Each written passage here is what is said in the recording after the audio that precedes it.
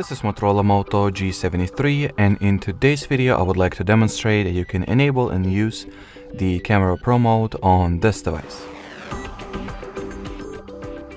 So essentially the Camera Pro mode on basically any device, including this one, is basically a feature that provides you with more manual control over certain camera parameters.